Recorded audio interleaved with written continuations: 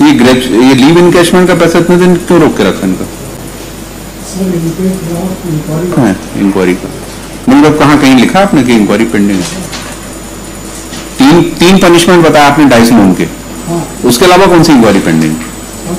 Department inquiry कौन सी pending है? वो कहते हैं इसको रेगुलराइज कराना पड़ेगा, इसमें रेगुलराइज की जरूरत ही नहीं, लगता ही नहीं 227, तो इनकी तो कंटिन्यूटी ऑफ सर्विस मानी जाएगी। आप किसी का 2 दिन के एब्सेंस में ब्रेक इन सर्विस कर देंगे तो उसका पूरी पेंशन फोरफिट हो जाएगी उसकी। एक एग्जांपल दे रहे हैं, अगर आप डाइस लोन में तो पहली बार सुन रहे कि किसी की पेंशन फोरफिट होती है, इट्स अ मेजर पनिशमेंट हो जाएगा, फिर तो बिना इंक्वायरी के नहीं कर सकते आप। Dies non is always a major punishment, और उसका इफेक्ट में अगर पेंशन भी खत्म हो रही है तो और बड़ा मेजर पनिशमेंट हो जाता है वो। कितना है? 1-2 लाख के लिए आप 10 लाख रोके हुए इनका।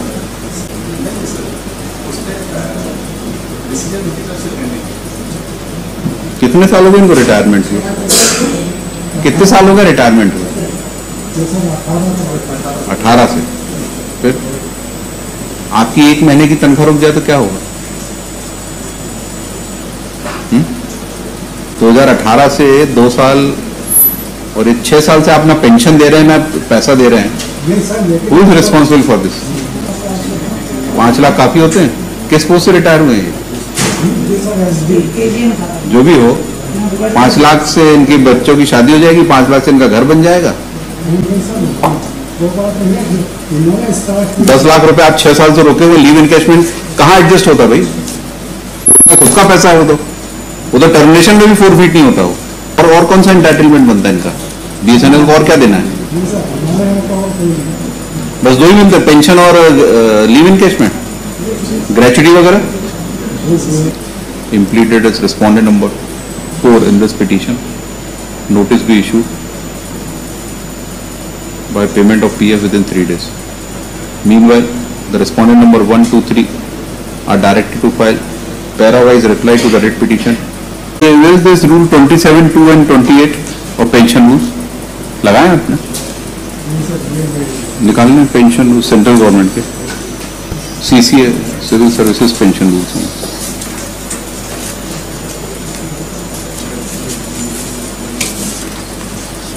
Central civil service pension rule 1972।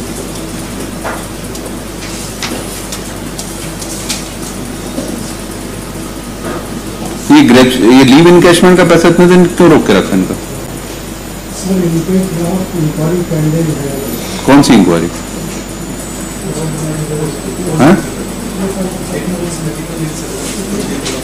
कितने अमाउंट के?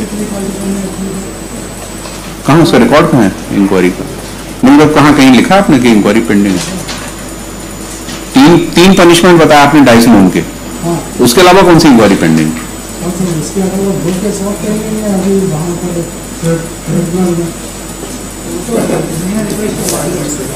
डिपार्टमेंट इंक्वायरी कौन सी पेंडिंग है?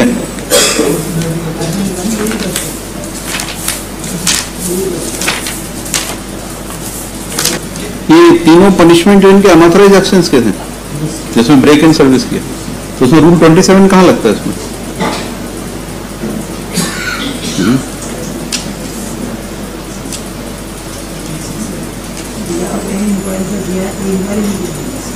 तो रूल 27 में लिखा है कि this except in the following cases authorised leave of absence, unauthorised absence in continuation of the authorised leave. ये तो सब वो सीसीए में लगा है। तो सीसीए वो कहते हैं कि इसको रेगुलराइज कराना पड़ेगा, इसमें रेगुलराइज की जरूरत ही नहीं, लगता ही नहीं 227, तो इनकी तो कंटिन्यूटी ऑफ सर्विस मानी जाएगी। आप किसी का 2 दिन के एब्सेंस में ब्रेक इन सर्विस कर देंगे तो उसका पूरी पेंशन फोरफिट हो जाएगी उसकी। एक एग्जांपल दे रहे हैं, अगर आप डाइस लोन में तो पहली बार सुन रहे कि किसी की पेंशन फोरफिट होती है, इट्स अ मेजर पनिशमेंट हो जाएगा, फिर तो बिना इंक्वायरी के नहीं कर सकते आप। Dies non is always a major punishment, और उसका इफेक्ट में अगर पेंशन भी खत्म हो रही है तो और बड़ा मेजर पनिशमेंट हो जाता है वो। और तीनों इंक्वायरी में इनका कोई डिपार्टमेंट इंक्वायरी नहीं, तीनों पनिशमेंट में।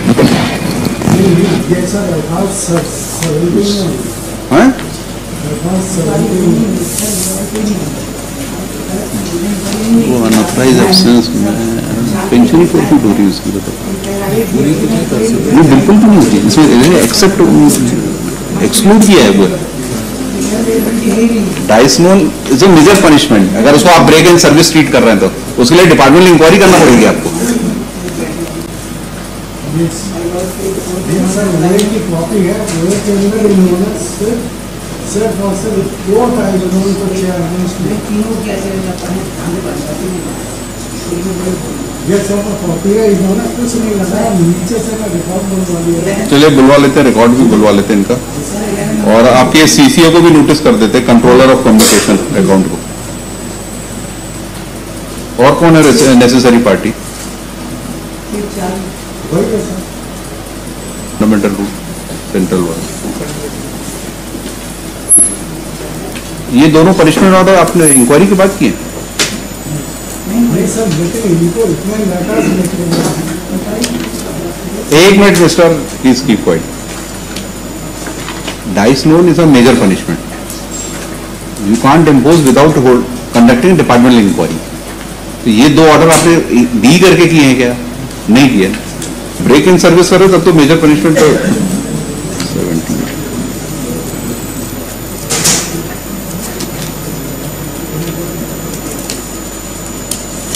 17A3 में किए हैं आपने।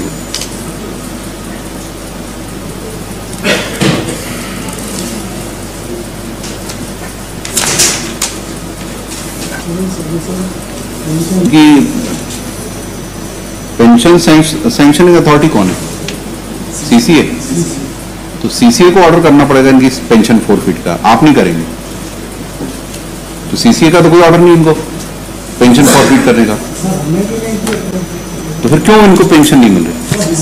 आप जिस रूल को डाइसनोन को ट्रीट कर रहे हैं कि इससे पेंशन फोरफिट हुई है, इससे थोड़ी होगी। तो रूल 27 में सैंक्शनिंग अथॉरिटी करेगा।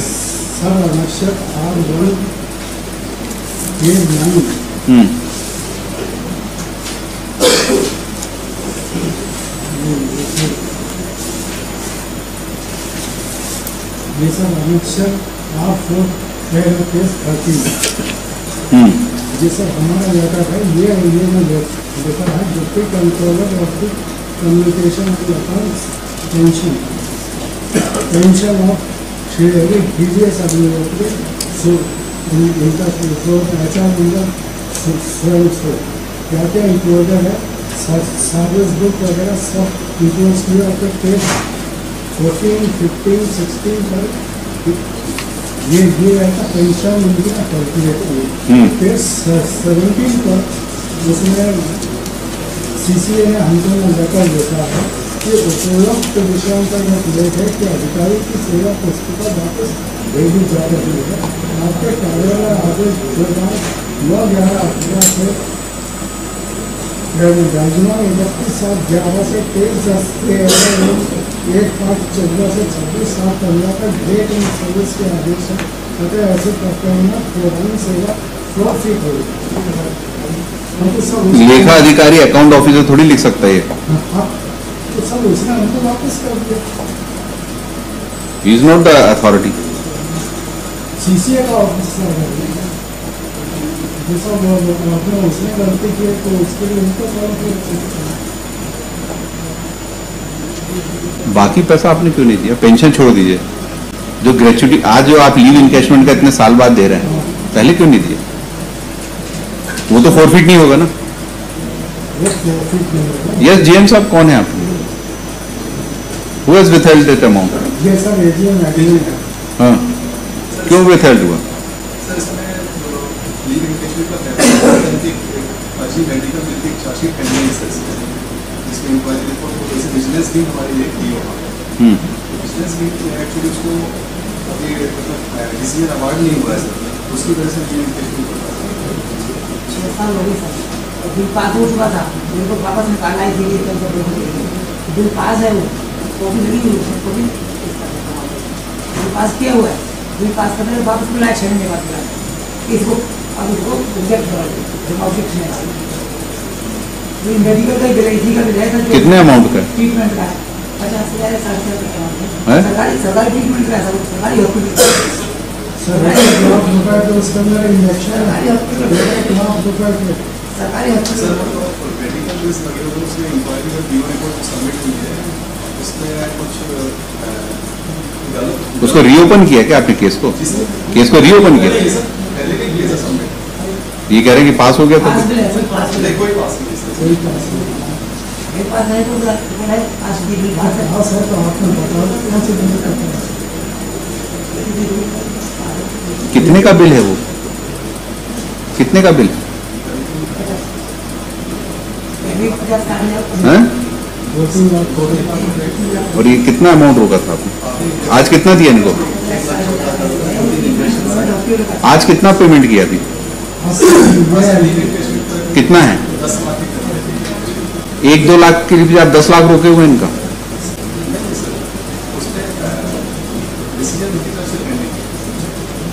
कितने साल हो गए इनको रिटायरमेंट हुए?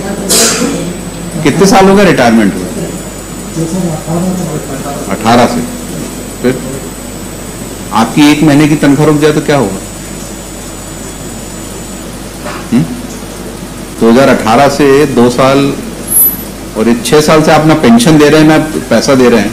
नहीं सर, लेकिन who is responsible for this? लेकिन इनका फंड इनको उसी टाइम में मिला था, 5 लाख। 5 लाख काफी होते हैं? किस पोस्ट से रिटायर हुए हैं? जी सर, एसडी। एजीएम खाता जो भी हो, 5 लाख से इनके बच्चों की शादी हो जाएगी, 5 लाख से इनका घर बन जाएगा। नहीं सर, वो बात नहीं है कि इन्होंने स्टार्ट 10 लाख रुपए आप 6 साल से रोके हुए, लीव इनकैशमेंट कहाँ एडजस्ट होता भाई? खुद का पैसा है वो तो टर्मिनेशन में भी फोरफीट नहीं होता वो। और कौन सा एंटाइटलमेंट बनता है इनका? बीएसएनएल को और क्या देना है? नहीं सर, हमारे यहाँ तो और कोई नहीं। बस 2 ही मिलते हैं, पेंशन और लीव इनकैशमेंट, ग्रेचुटी वगैरह। वो अपना सीसीए का ग्रेचुटी कौन देगा? सीसीए देगा, वो भी नहीं दिया उन्होंने। चलिए उनको बुला लेते, लिखिए। Learned counsel for the respondent submit that, वो डिटेल दीजिए चेक का। So and so has been handed over to the petitioner under the head of leave encashment. However, there is a delay of 6 years in payment of this amount, which this court shall consider later on as to who is responsible for this delay. Learned counsel further submit that the BSNL has sent all the necessary papers for payment of pension to the petitioner to controller of communication accounts Bhopal, provide letter dated 3/1/19. The account officer bracket pension has returned those documents relying on rule 27 bracket में 2 and 28 of pension rules. Thereafter, admittedly the account officer is not a competent authority under rule 27 to forfeit the pension of petitioner. There is no order in respect of forfeiture of pension by the competent authority, that is controller of communication accounts, due to which the petitioner is not getting any pension. Inadvertently, this controller of a communication account has not been implemented as party respondent before the tribunal.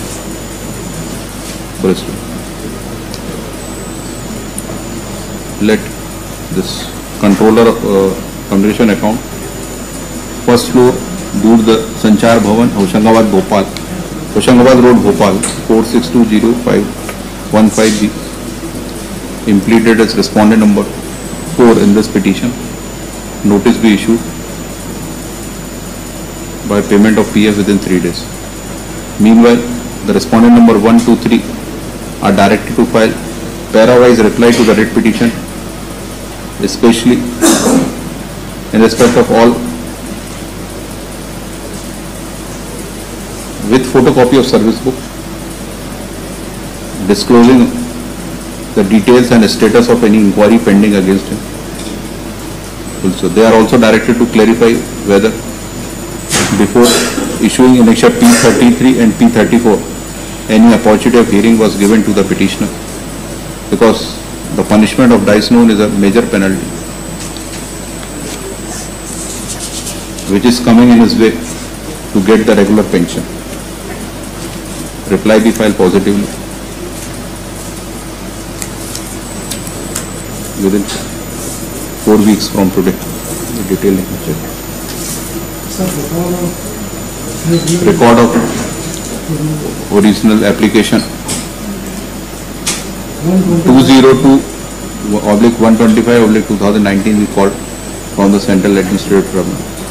ये detail लिख देना।